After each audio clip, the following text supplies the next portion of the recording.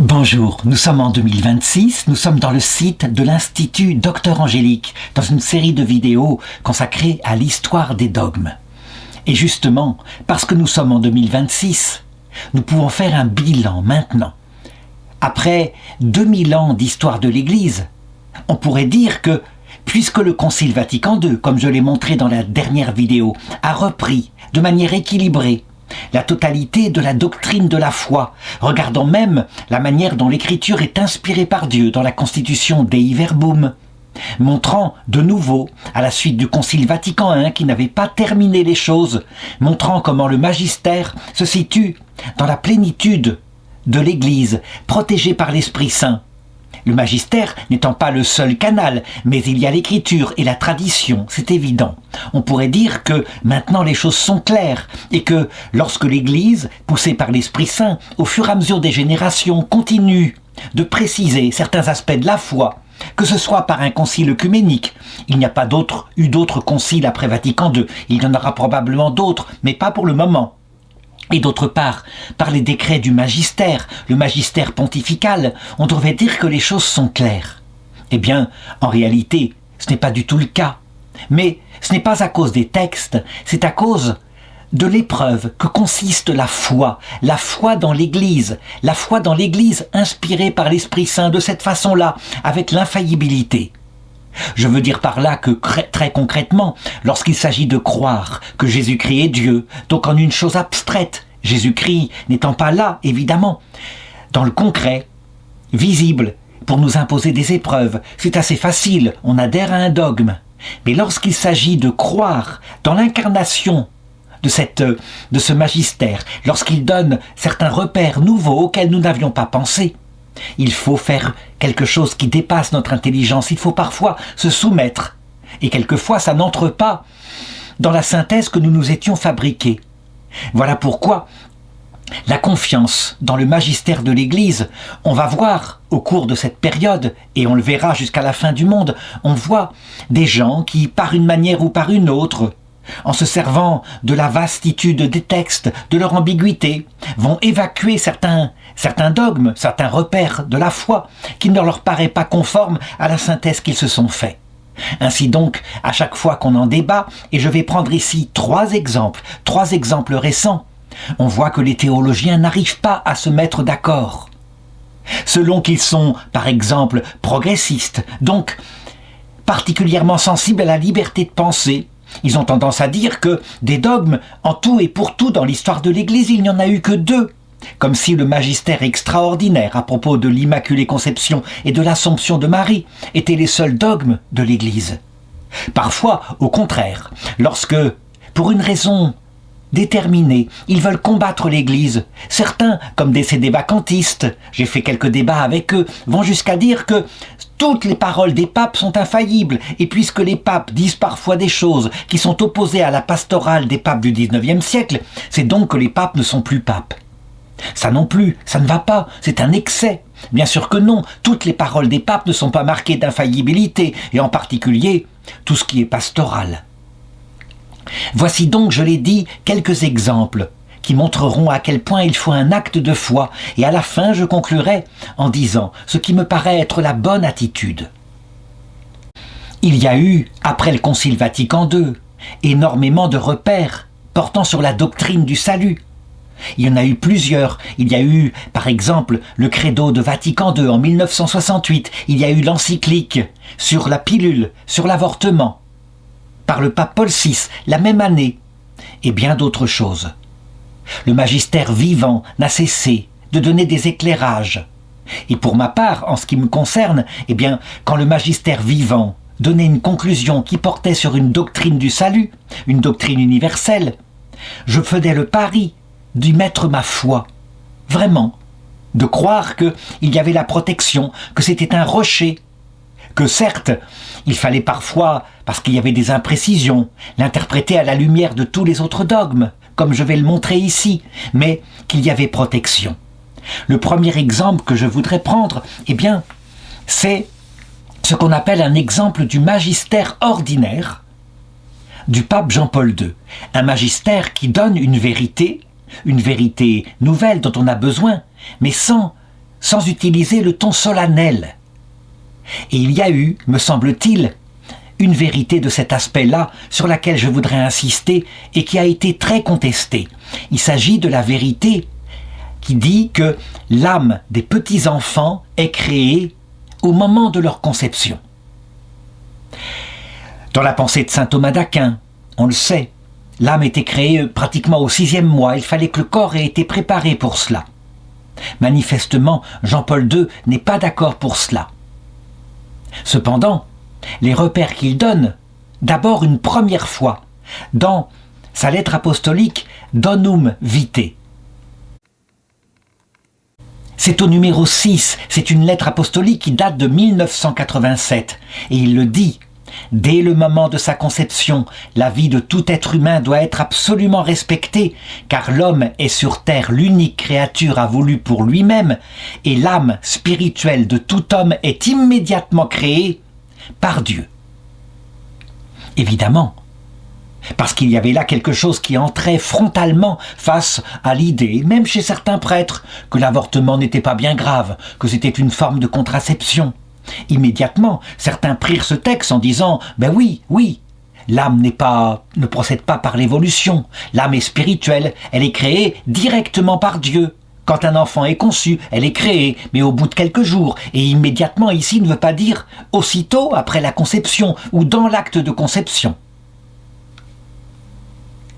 On le voit donc, il y a une imprécision dans les termes et dans ce texte qui manifestement fait partie du magistère ordinaire, donc qui implique la protection du Saint-Esprit. Du coup, le pape Jean-Paul II, bien conscient de cette polémique, alors que pour lui l'avortement était le grand péché de la génération occidentale après mai 68, eh bien il publie un deuxième texte le 25 mars 1995, Evangelium Vitae, au numéro 60, voilà très précisément ce qu'il dit. En réalité, dès que l'ovule est fécondé, se trouve inaugurée une vie qui n'est ni celle du père ni celle de la mère, mais un nouvel être humain qui se développe pour lui-même et ne sera jamais rendu humain s'il ne l'est pas dès maintenant, dès cet instant. Et ensuite, il commente et il dit, en se penchant sur ce qu'en dit la science, même si la présence de l'âme spirituelle ne peut pas être prouvée par la science, les conclusions tout de même donnent une indication sérieuse que pour discerner rationnellement la présence personnelle de l'âme spirituelle dans l'embryon, c'est que ça se fait dès cette première apparition d'une vie humaine. Comment un individu humain ne serait-il pas une personne humaine ? Là encore, malgré le texte que j'ai lu tout à l'heure, certains se penchèrent sur ce texte en disant « On le voit bien, le pape ne veut pas définir, il dit on a juste une indication par la science. » Mais non, il se penchait aussi sur la foi. La foi, elle, n'était pas dans l'ordre de l'indication. Et donc, voyant qu'on ne comprenait pas, il demanda à la Congrégation pour la doctrine de la foi, qui était dirigée par le futur pape Benoît XVI, le 8 décembre 2008, le jour de l'Immaculée Conception de Marie, pour que ce soit bien clair. Il demanda que cette fois les choses soient très précisées. Le fruit de la génération humaine, dès le premier instant de son existence, c'est-à-dire à partir de la constitution du zygote. Ça veut dire lorsqu'il y a fécondation, que la première division cellulaire est là. Exige le respect inconditionnel, moralement dû à l'être humain dans sa totalité corporelle et spirituelle. En ce qui me concerne et pour ma part, je dirais qu'on n'avait pas besoin de me le dire 3 fois. La Vierge Marie étant Immaculée Conception, sa fête étant fêtée 9 mois avant sa naissance, il était évident que ce n'était pas saint Thomas qui avait raison, mais que il y avait dans la fécondation humaine, dans l'acte sexuel entre un homme et une femme, qui était un acte sacré pour l'Église, le sacrement du don de la vie, il y avait une 3e personne qui intervenait, Dieu, qui créait l'âme de l'enfant pour bénir ainsi l'acte des parents. Et la 4e personne, le petit être humain, était donc conçu à la conception. Voici donc ce qu'on appelle le magistère ordinaire, mais on le voit. S'il n'y a pas des textes précis où chaque mot est précisé, où chaque détail est donné, y compris le terme zygote, si on ne se sert pas des apports de la science, alors dans ce cas-là, on trouvera toujours quelques contradicteurs. Mais je voudrais donner maintenant un deuxième exemple, et cette fois, c'est de l'ordre du magistère solennel. Donc, quand le ton est solennel, grandiose, que les choses sont appuyées, il y a eu un dogme récent, toujours par le pape Jean-Paul II, le saint pape Jean-Paul II, à propos, cette fois, de la capacité qu'aurait l'Église d'ordonner des femmes. C'est une question qui agite encore en Occident, les générations sorties de mai 68, où, évidemment, le caractère volontaire, sacré, du fait que le Seigneur a des hommes fragiles, alors que les femmes étaient très présentes à la croix, beaucoup plus croyantes, beaucoup plus fidèles, que le Seigneur a choisi de ne conférer le sacerdoce qu'à des hommes. Ceci est pris comme une atteinte à l'égalité entre les hommes et les femmes, comme un acte de machisme qu'aurait eu Jésus. Et le pape, lui, il répond, sans en donner la raison, mais il répond dans son encyclique Ordinatio Sacerdotalis, publiée le 22 mai 1994, de la manière suivante. C'est pourquoi, afin qu'il ne subsiste aucun doute sur une question de grande importance qui concerne la constitution divine elle-même de l'Église, c'est-à-dire la manière dont le Seigneur qui a fondé l'Église a voulu la constituer. Et ce n'est pas n'importe quoi, il est Dieu tout de même. Le pape continue, « Je déclare, en vertu de ma mission de confirmer mes frères, telle qu'elle est manifestée en Luc chapitre 22 verset 32, que l'Église n'a en aucune manière le pouvoir de conférer l'ordination sacerdotale à des femmes. » Et le pape continue, et que cette position doit être définitivement tenue par tous les fidèles de l'Église. Si ce n'est pas du magistère solennel, on se demande ce que c'est. Les conditions du Concile Vatican I sont données. Le pape précise qu'il veut définir la chose définitivement, qu'il se sert de son autorité apostolique, confirmer ses frères dans la foi.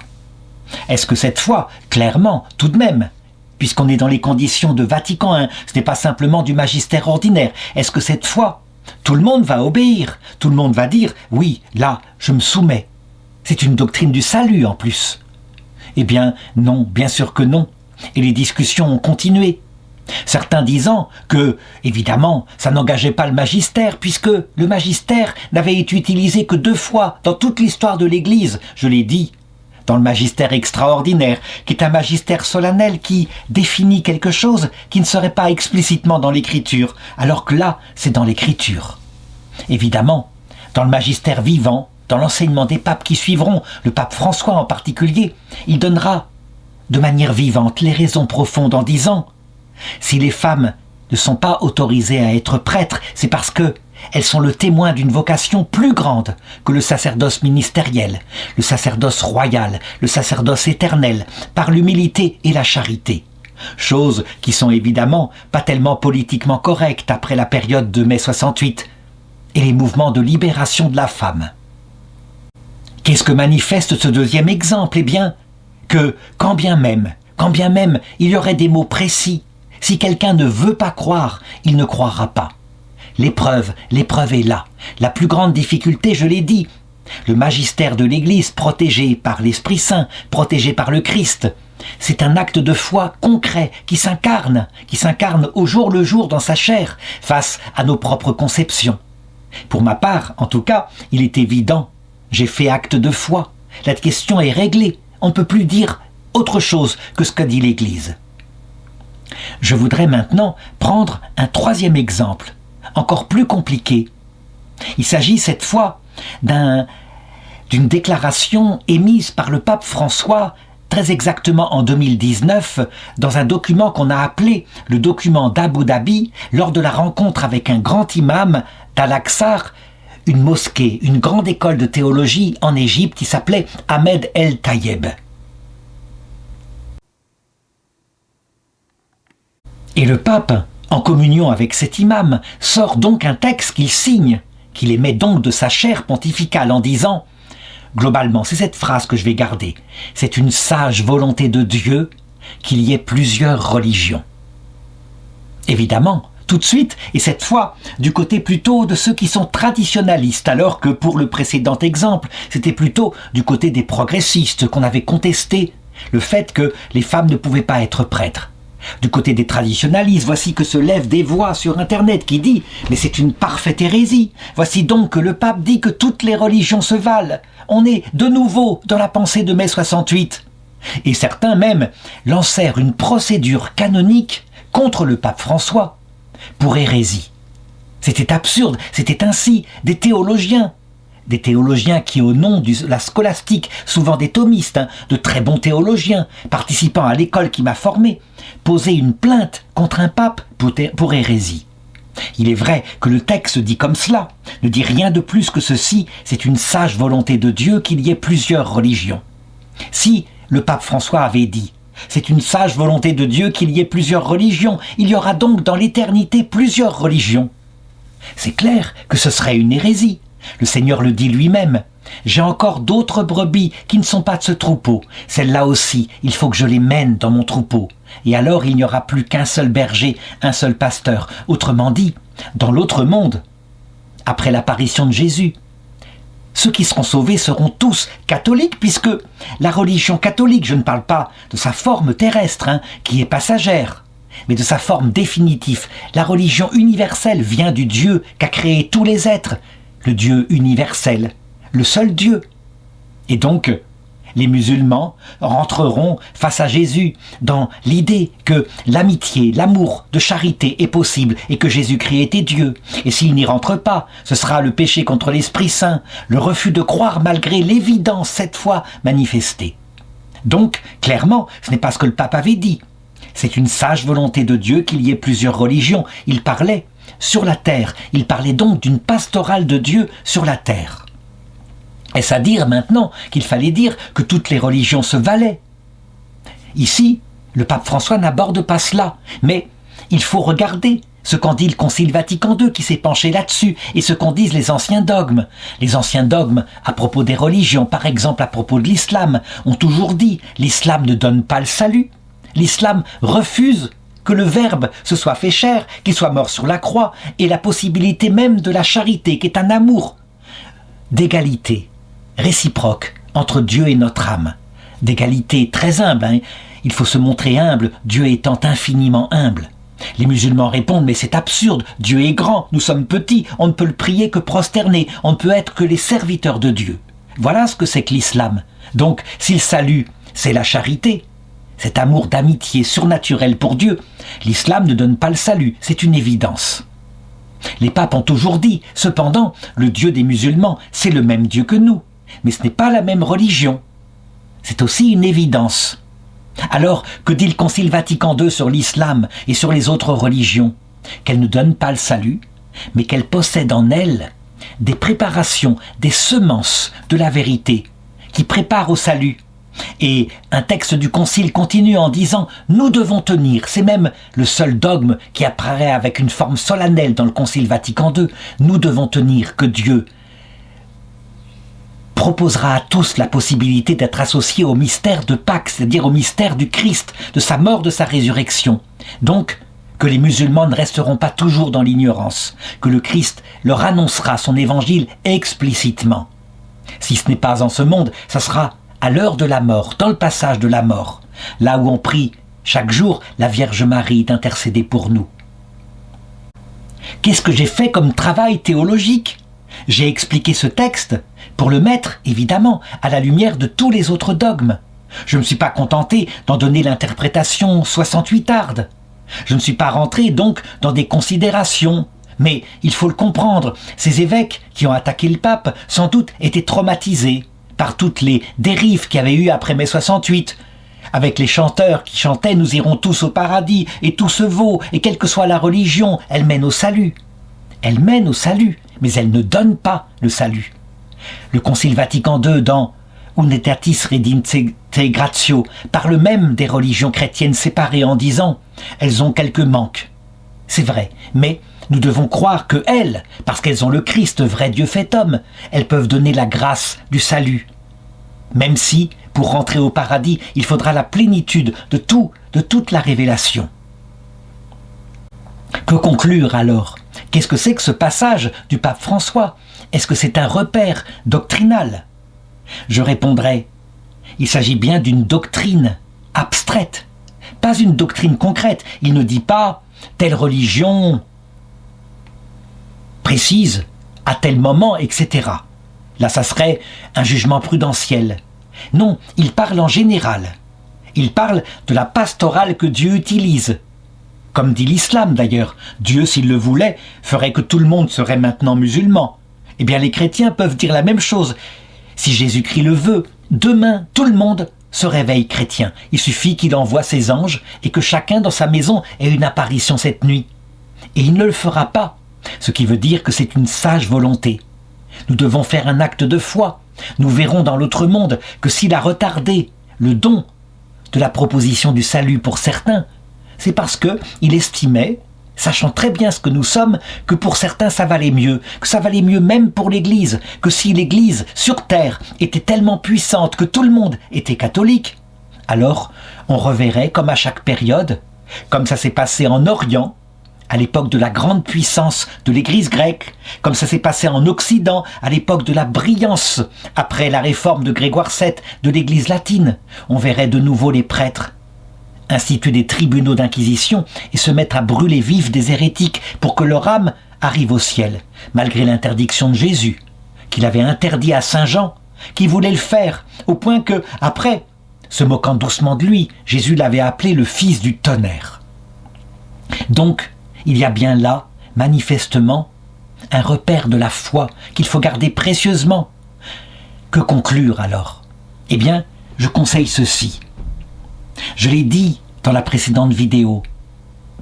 Le grand prophète que me semble être Saint Jean Bosco, en 1862, a fait un rêve prophétique qu'il a raconté ensuite à ses élèves. Il vit en rêve une grande bataille navale et au centre il y avait un vaisseau magnifique. Un vaisseau qui était manifestement l'Église catholique. Et il voyait des petits bateaux qui s'approchaient et, tous unanimement, essayaient d'attaquer le grand vaisseau, certains par jalousie, certains par haine, tous avaient des motifs. Et l'Église était en difficulté, elle allait couler manifestement. Et et Jean Bosco, Saint Jean Bosco, vit que le pape était en blanc et qu'il commandait à la barre de l'Église.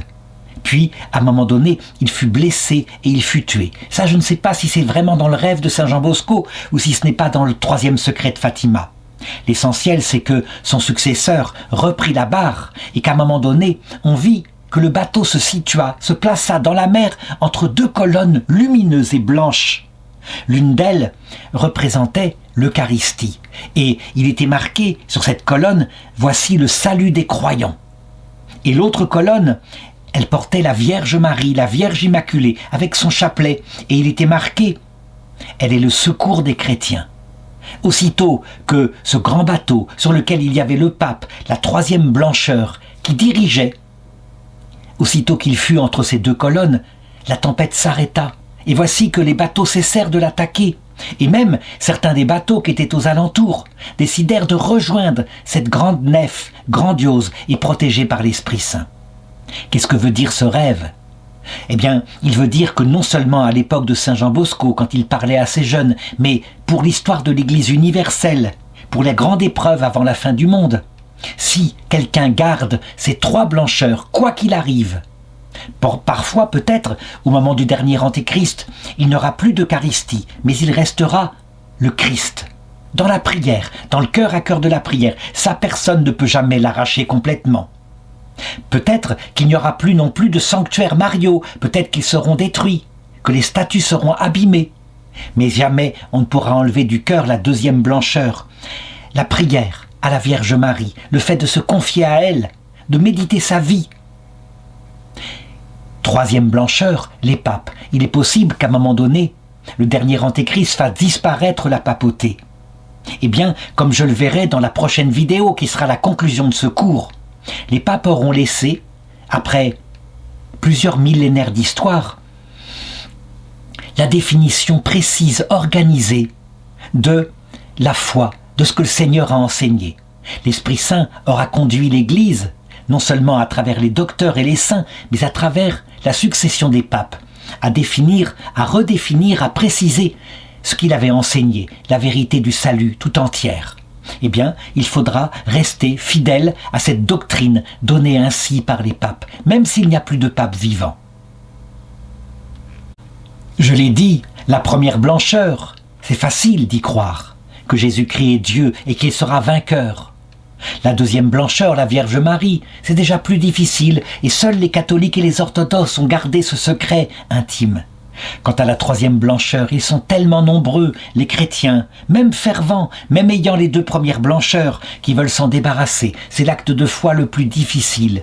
Et pourtant, si le Seigneur a donné un rocher indestructible sur lequel on peut s'appuyer, quelle que soit la tempête, c'est qu'il n'a pas donné un banc de sable.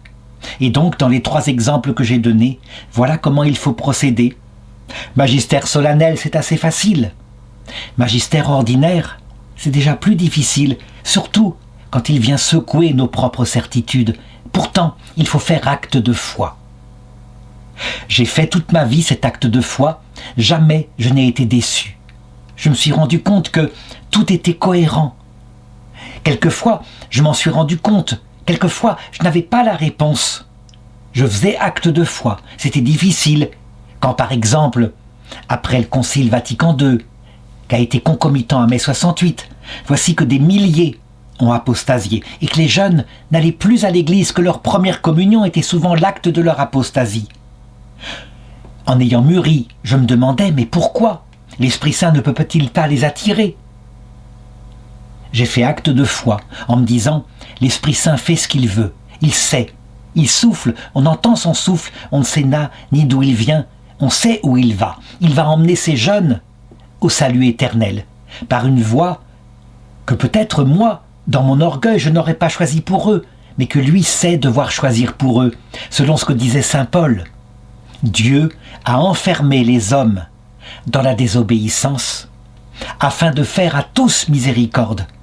Cette phrase de saint Paul me paraît être lumineuse. Certes, il faut que j'en donne la référence. Certains diront, ça ne peut pas être possible, ça ne peut pas être dans l'écriture. Dieu ne peut pas enfermer des hommes dans la désobéissance volontairement, en vue de leur faire miséricorde, et de cette manière-là, par ce chemin, de les sauver. Eh bien si, c'est une parole de saint Paul. Dans l'Épître aux Romains, chapitre 11, verset 32. Je terminerai donc cette vidéo pour ceux qui n'ont pas la pleine compréhension encore de l'harmonie de l'acte de Dieu et qui ont du mal avec cette foi dans l'Église. Je terminerai avec cet enseignement de sainte Julienne de Norwich, une petite sainte du Moyen-Âge.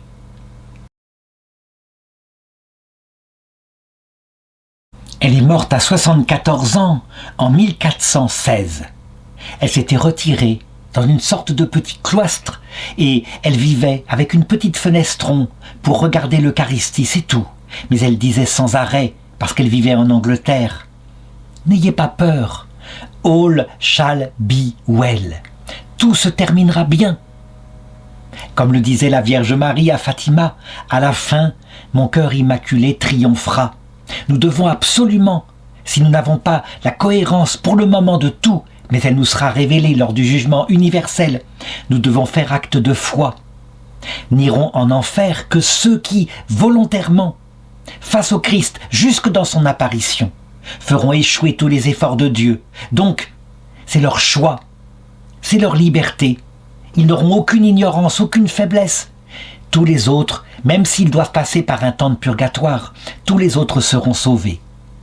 Il en sera de même, évidemment, pour les grands théologiens qui regretteront de cette façon-là de ne pas avoir fait acte de foi, de n'avoir pas cru dans ce qu'avait dit Jésus, à savoir que l'Église est un rocher appuyé sur pierre, et que ce rocher, les portes de l'enfer ne l'emporteront pas sur elle, même lorsque tout paraîtra fini, qu'il semblera au contraire que l'Église hiérarchique aura disparu, mise à mort par le dernier Antéchrist.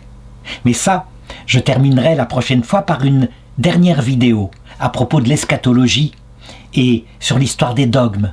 Qu'est-ce qu'on peut prévoir? Comment se terminera l'histoire des dogmes sur la terre avant que, évidemment, tout cela disparaisse? quand cette vie disparaîtra, que le Christ paraîtra, il n'y aura plus besoin du livre des dogmes. À la fin du monde, lorsque le Christ apparaîtra dans sa gloire, que nous le verrons, il n'y aura plus besoin des dogmes, comme le dit saint Paul, quand ce qui est passager, adapté à un état de vie entre la première venue de Jésus et son retour dans la gloire, quand cet état sera terminé, ce qui était passager, ce qui était imparfait, n'aura plus besoin d'être.